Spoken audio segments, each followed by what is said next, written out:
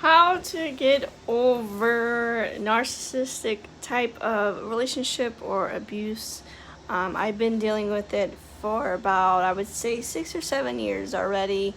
And I would say the one thing that really sucks right now, currently, out of all of this, is that I actually had to quit the job that I was about to work with the person. And I also had to refrain myself from going back to this person. Um, it sucks in a way because they keep denying that they're narcissistic. They keep denying they have a problem, that I'm the problem. That when you try to get to talk to them or something, they try to make themselves feel guilty, feel bad for you or whatever. And this is what I've learned out of the 6 years. They only come back when they want something. And it's not because they come back because they miss you or they love you. It's because they want something from you and they've gotten bored from their potential target that they're trying to get with. So all this stuff is going on right now, and my thing on this time stamp of everything, I told him I'm not coming back, and I'm not. It's gonna be very hard because all my friends keep telling me that you've been saying this for 6 or 7 years, Sarah. Like, eventually you're gonna go back, and I said no. This time it's done. Once you tell me that you're not interested in me, once you tell me that you're done and you don't want anything to do with me, that's it. That's where I draw the line. That's where I cut everybody off. At this point, she is putting stuff on some sites, and I'm watching and stuff. And at the same time, it's kind of like, well, it is what it is. I'm moving on, you're moving on, point blank, period. Like I said, if she really did care and she really did want to talk to me and stuff, she would have at least, as a normal person, the normal person doesn't hurt their partner or whatever, whatever the situation was. So with the whole job info, about 3 weeks ago or a month ago, she told me to apply. And so that way I can get close to her and I can work together, blah, blah, blah. Well, as the weeks got closer to where I was starting orientation and interviews and about to start working, her demeanor changed by a lot. And I mean, she would start arguments, she would get really mad, angry, and my demeanor did change too a little bit because I was nervous to work with her because everyone kept telling me, I don't think it's a good idea to work with an ex. I don't think it's a good idea to work with her, period, because you don't know what she's going to do, because she would be like a site supervisor.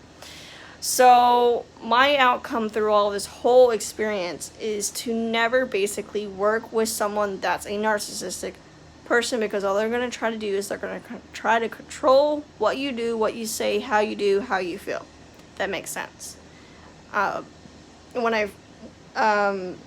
was just how she is. She doesn't want anybody to know that doesn't want anybody to know about her past, our relationship, whatever. She apparently told everyone at work her and I are friends.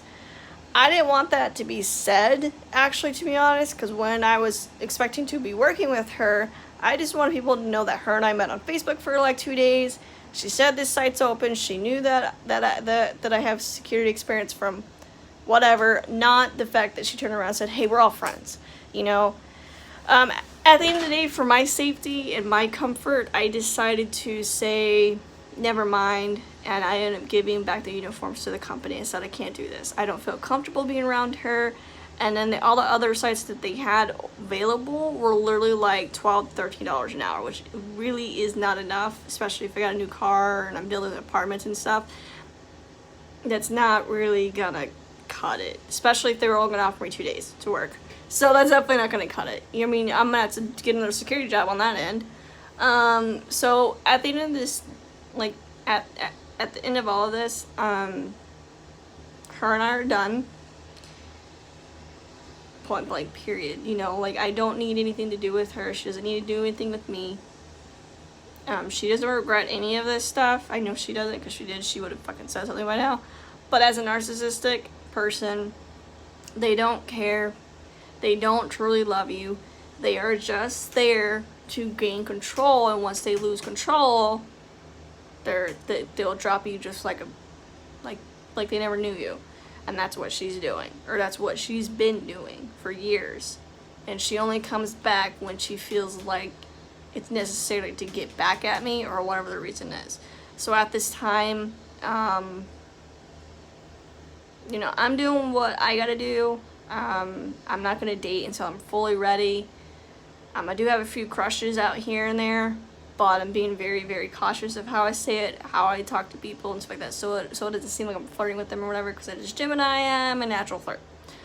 But my thing is, out of 6 or 7 years and realizing that I just keep getting hurt over and over and over and over again and it's not changing, I've learned to just step aside and walk away.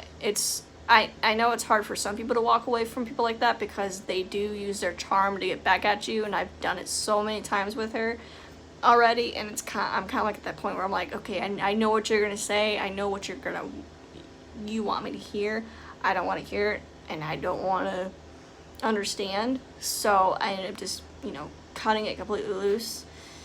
I do hope some of this helps a little bit. I am doing fine mentally. I am fine. I've only had like a few panic attacks here and there. But at the end of the day, I'm doing perfectly fine. I'm playing video games. I'm eating ice cream. I'm going to movies. I'm binge watching Grey's Anatomy, whatever. You know, I'm fine. So